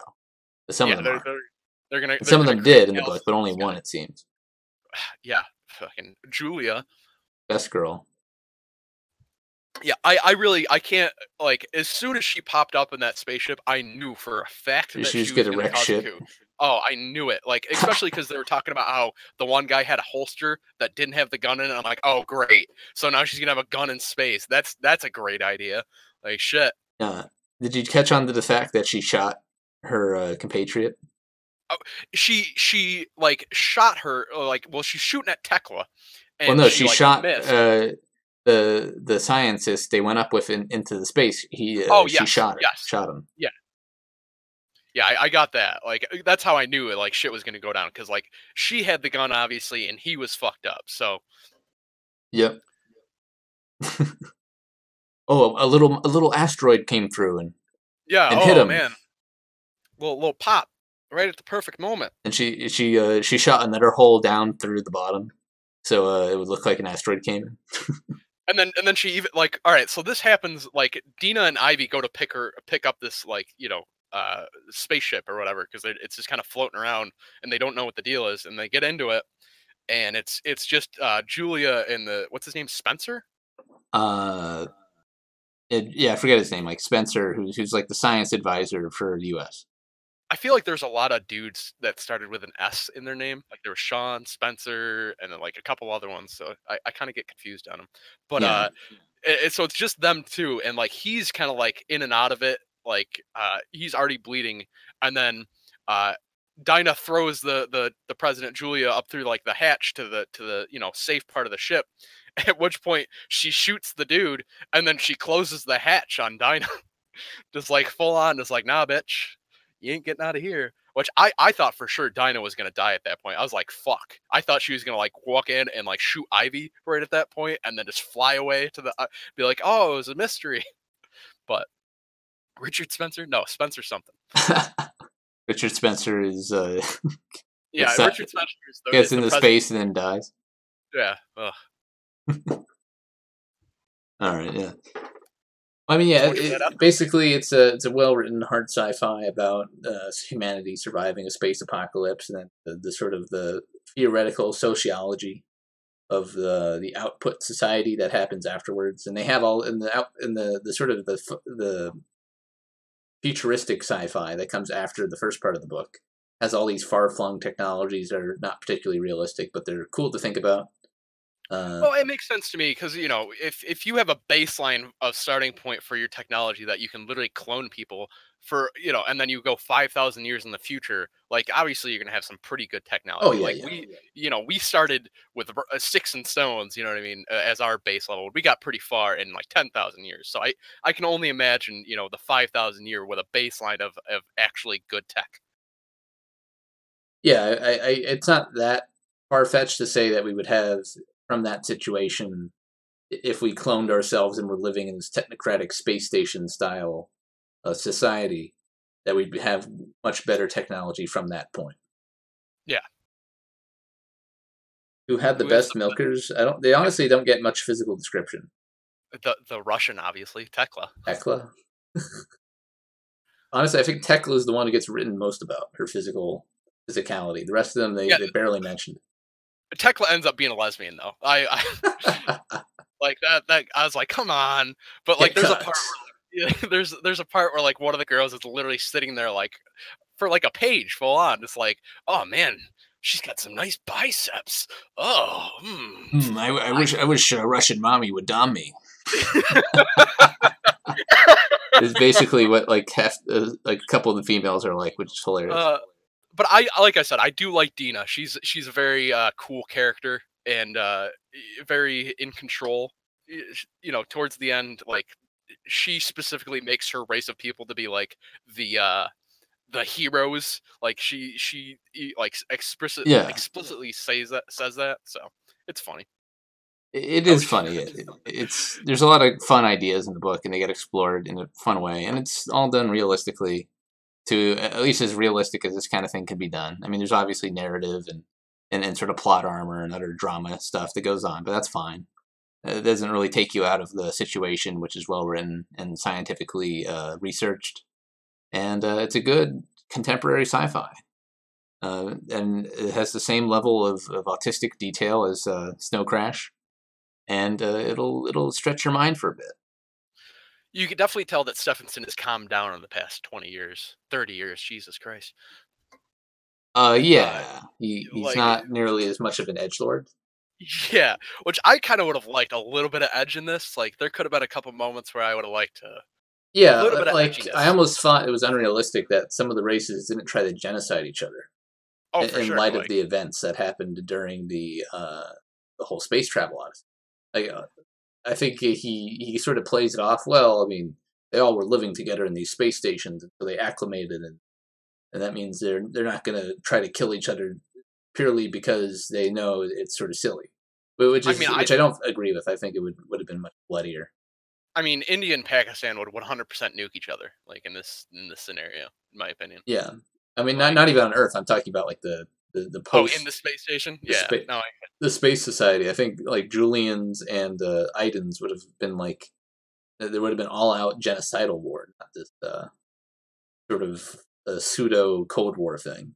The quasi Cold War. Yeah, it's not even a war. Basically, it's like. Well, they explain it early on, like they can't really afford to fight full on wars. Well, then they could. At that point, they could.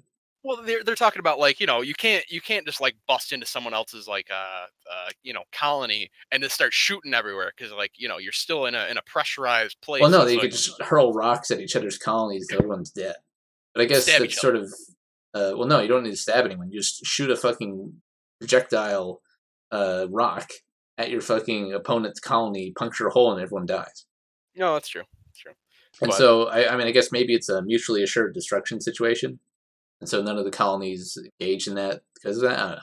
I think it would be bloodier. I think in light of how many people Julia killed, that people would have been out for her head and Ida's head as well.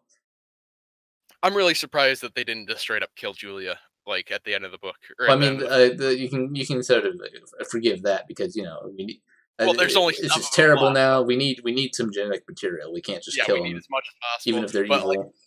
yeah, at a certain point, you got to be like, listen, you're too And that's what much. I found interesting is that even though Stevenson, it's sort of implicit, right?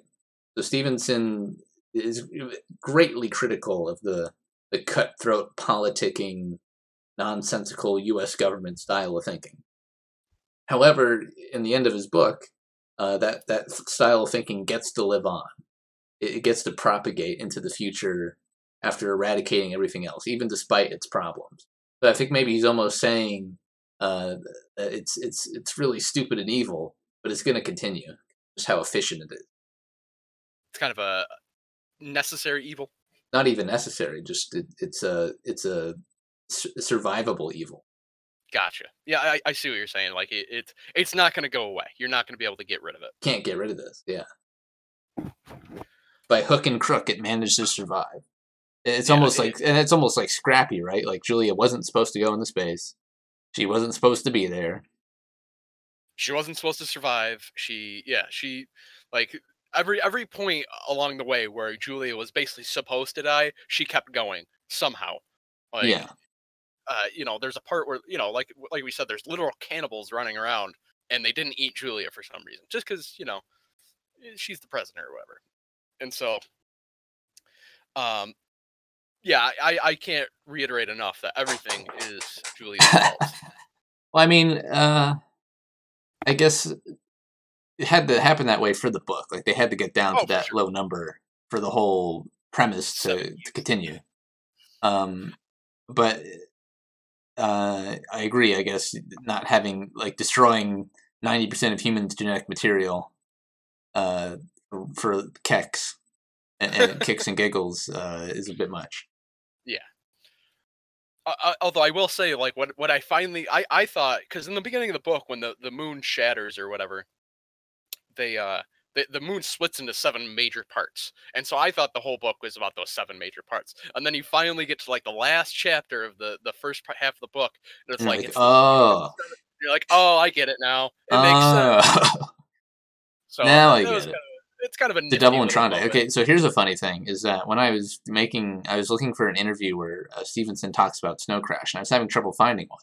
And the first interview I found was the one I had in the intro for today, and he's talking about Seveneves, and I thought he didn't say the book's title is Seveneves right at the start. He says it's Snow. They like introduce him as like, oh, the author of Snow Crash, and he starts talking about the plot of Seveneves.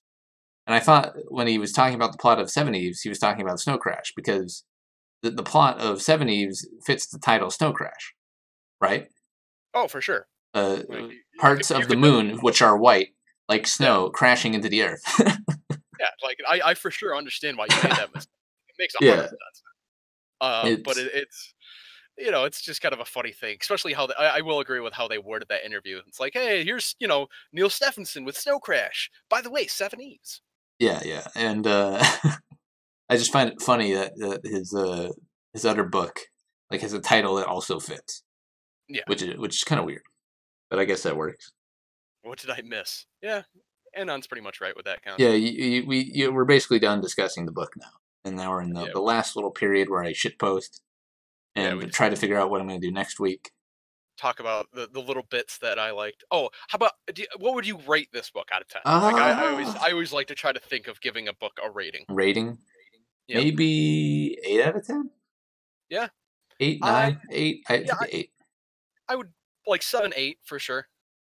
I think a solid 8. Average. Yeah. Like I said, it's a bit of slow burn, and I had some of the characters weren't the most likable. Yeah. In my opinion. So, that kind of, and especially with Neal Stephenson, I've always really liked his characters. So in this it felt like a shift away from that, in my opinion, in that, a lot of the characters weren't nearly as, likable or fleshed out. Well, I mean, that's because it was mostly focused on the logistics of the situation in a very hard sci-fi sense. The science of the situation, for sure. No, and I guess the second part, in the first part, is just so tense and dramatic that you forgive it. In the second part, it feels a lot weaker because, at least in my opinion, Um, because it's sort of the whole point of the second part is to explain all the nitpickers, to address the nitpickers. Like, you didn't even need to put it in the book. You could have had it as like a blog post that talked about all like what happened to the people in the ocean, what happened to the people underground, like what happened with X, Y, and Z. Like, you could almost have ended the book at the end of the first section and it like as like an open ending, and that would have been satisfactory. But he wrote the second part as sort of to explain everything so people would not nitpick, right? I feel like he almost wrote that second part first, and then he's like, "How do I explain this? Really? I do. I really like. I feel like a lot of Stephenson's books are kind of like are written top down in a way, in that he like Well, maybe, decides. yeah. He kind of like has the end point in mind, and then he's like, all right, how do I get to that? How do I get to that point?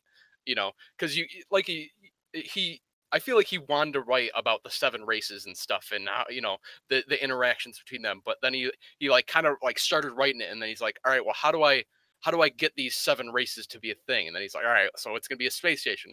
All right, because the Earth is blowing up basically. So all right, the Earth is blowing up. People are, we're losing more and more people, and it kind of like became this big thing, and he has to explain the setup to like what he actually wanted to write. Yeah, and I guess from the interviewer, he was talking about how he wanted to make a realistic version of different humanoid races that are distinct, interacting in a way that is realistic to science, or at least realistic as you can get. And maybe he figured out that genetic bottleneck from Apocalypse would be one way to do it. And that's what he wrote Yeah. the Apocalypse book. Yeah. But I feel the first book's a lot stronger, at least in my opinion.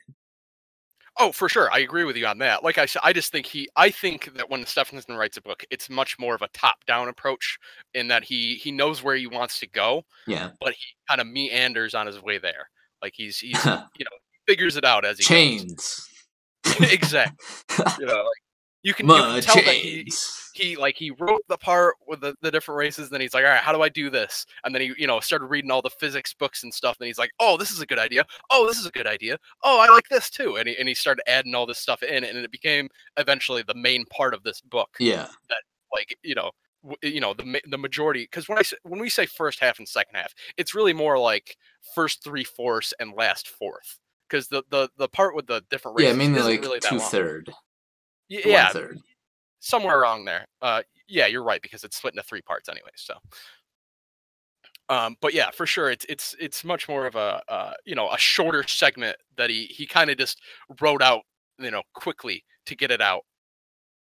Someone asks, how much do you care about military history? I'm willing to read and discuss a book about military history. It sounds fun. Depends on the military history. It Like, depends on what are it. you talking about? Yeah, like I don't think I'd be able to get a 2-hour show after just talking about like random historical battles. Maybe some sort of broader book that posits some sort of interesting hypothesis about military history. Like I said, if we ever do a book on Caesar, I'm up for it. Caesar, huh? Caesar, my boy Caesar. That's fine. Yeah, definitely. If you found like a book that discussed military history and it had sort of these broader themes and these examples trying to explain a broader theme or hypothesis, that'd be doable. Yeah, got one, you might like it. Well, I might. I mean, thanks for the book recommendations, but as far as the show goes, I need people to come on and talk. So if you're willing to, then yeah, great. J. Caesar 187. J. Caesar 187 military history. Oh shit. The IBS Wars. I know I went on a rant last time, but god damn it, that pisses me off so much. What that does? Ralph naming himself Caesar. Like, come on, man. That's what pisses you off. Caesar's the man. Like, Senpai Caesar is it's a disgrace. Getting disgraced by Ralph, who had his name as the porn account. Like, let me put it to you this way: Ralph or fucking Caesar cucks everyone else. Ralph's the one that gets cucked. So it's just it doesn't make sense to me. So your news, so it'd be really autistic and awkward. Don't worry, psychotic. We have nothing but autistic and awkward people. Yeah, that's always been the case since I started Anon of the Week. It's fine. We'll continue chugging. We'll keep talking. I'm not exactly a talker myself. I the only reason I'm on this show right now is because I like to read books, and that's really it. Like, I'm not the type of person to go on Anon of the Week All or right. whatever, talk about myself. It's just, And do you you know, need the Discord psychotic? don't talk shit about Senpai Caesar. That's right, Constantine. That's right. Caesar is a pretty rad dude, I think, but maybe he gets he has a bit of a myth attached to him. Oh, for sure. Like listen, Caesar literally got butt fucked. So, Okay. like, you Oof. take it with a grain of salt. Like, Oof. yeah, like he ain't perfect by any means, but you know, and you could say, fucking everyone else's wife is a bit of a compensation for that gay streak that he had. Yeah, true. All right. Well, I guess we might have a book for next week. If Psychotic is recommending some military history book and wants to talk about it, so that'll be good. I have plans in case we don't end up getting a book though, so don't worry about that. Do you want me to keep an eye out for like some good fantasy books or whatever? Yeah, like one-shot fantasy fiction books with interesting premises. Yeah, it's hard to I know fantasy tends to go for like, a huge series of a million books, but yeah, try to look for. I know there are one-shot fantasy books that can be for good. sure. I can't think of any short books off the top of my head, so might be a while. Yeah. I'll look around myself. Yeah, just let me know if you ever want me to read something again.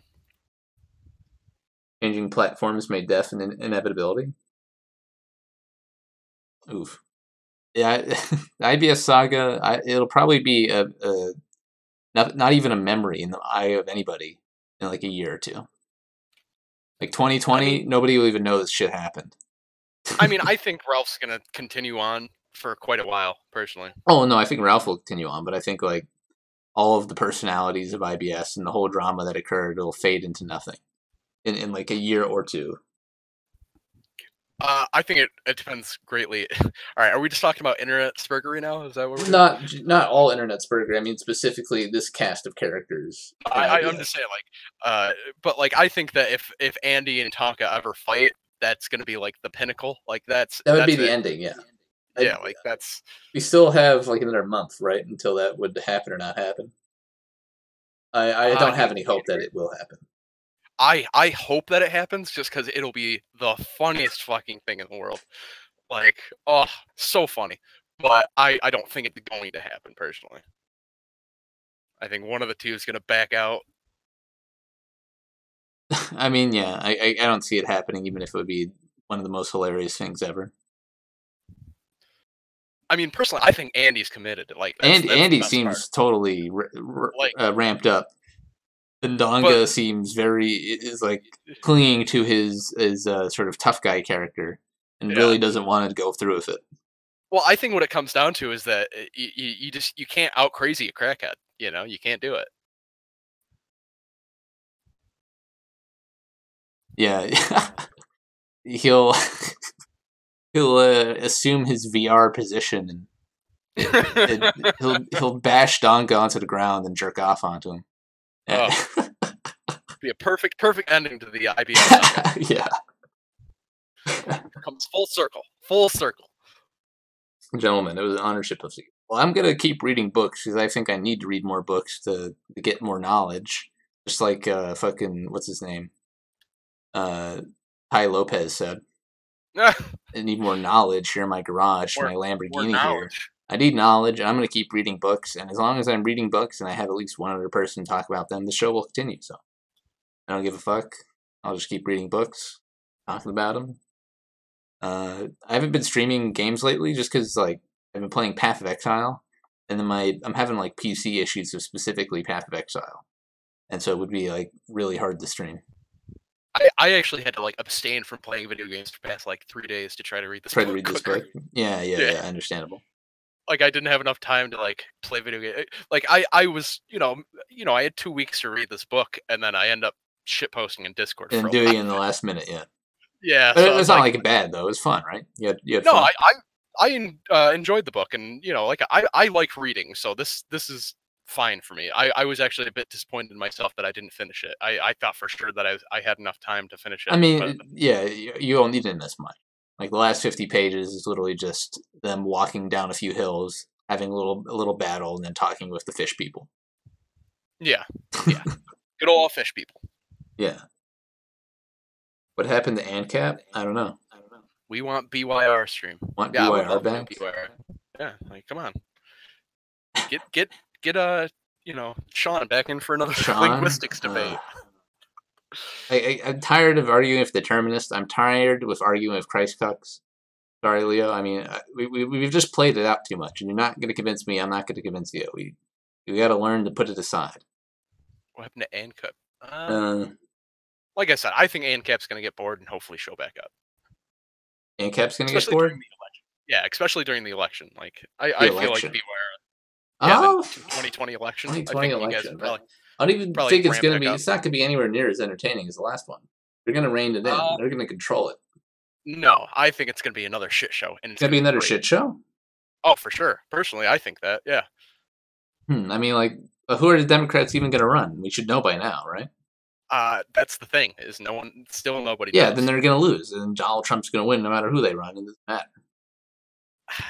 I just think it's going to be a shit show. It's going to be because I personally think that the Republicans are going to try to run against Trump.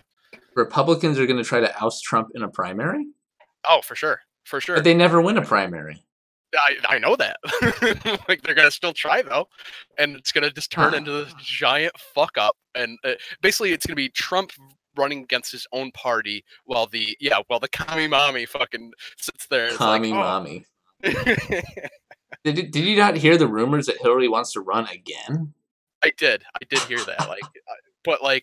That's the one thing that I don't think is going to happen. I think at this point the DNC will be like, stop. It's time to stop. It's time to stop. Yeah, for sure. Commie mommy is going to be number one. Ooh. It's her turn. But yeah, that's my prediction. It was her turn. Basically, just a giant shit show. This is Hill Dog country. I mean, if they run like a fucking celebrity against him, yeah, I could see it being a shit show. My TS popping off. I'm just fucking spamming. Your what? TS? My TeamSpeak. Someone was spamming my TeamSpeak, so there was a beeping noise on stream. I had to close out of that. Whoops. Yeah, so we're wrapping down here. I'm gonna look at what Psychotic posted, and I guess we'll do the next show on that. Let's see. Origins War. Alexander Revolt. Oh, that seems cool. It's about Alexander the Great. I've never studied that much about Alexander the Great. I know a little bit about it. Yeah, I know his conquest, but that's the thing about all these, like like the Huns and Alexander. They didn't really capture all that territory. They just kind of like beat an army there and then like left. Well, I mean, they left garrisons and they had some garrisons, but they didn't have any political control really over it. That's kind of the thing people don't realize about older history, is that for a lot of the time, like the output of someone conquering another nation is like a tiny tribute. Yeah, like a bit of that's all gold. that. If you're paying tribute to a larger state, then that just means you're under their control, in my opinion. I guess. Because usually in tribute, by the way, like when you're talking tribute in ancient, it's not only just like money, but it's also manpower. Like they're sending their warriors in too. Like they have to help fight, basically.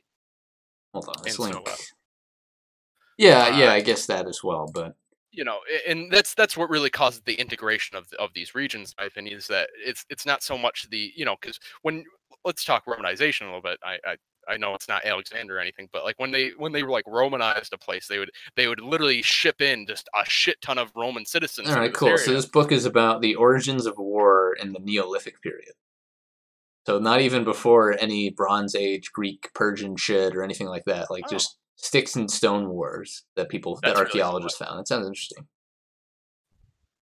Ultimately gave rise, creation of military. Talks about the Egyptians, Assyrians, and Persians. I know about those. Alexander the Great. Cool. Yeah, it seems interesting. Talks about military battles on land and sea up until the 4th century BC. Sounds fun. Niggas with rocks, indeed. Cool, yeah, all right. That sounds like a decent read. I'll look it up. We'll slot it down. What time works for you, Psychotic? Do you want Sunday next week, or do you want Wednesday, or some other day in between?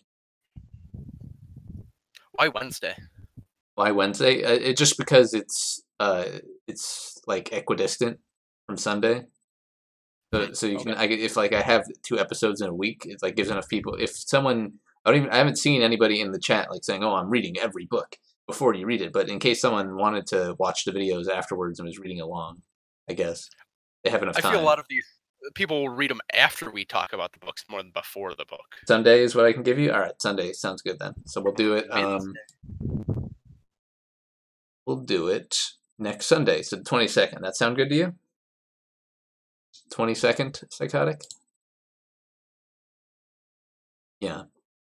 Chinese cartoon season almost over. I'll do a video. I don't know if I'll do a stream. I might do a video.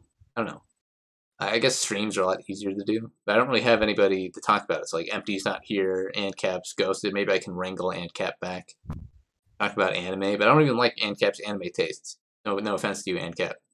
So maybe I'll just do a video by myself talking about my impressions of the season. Hey everyone, don't forget to read Kingdom.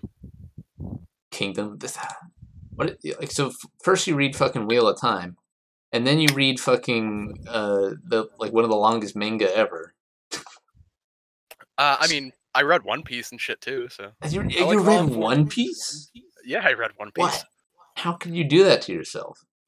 Because I've been reading it since I was like 13. Oh God.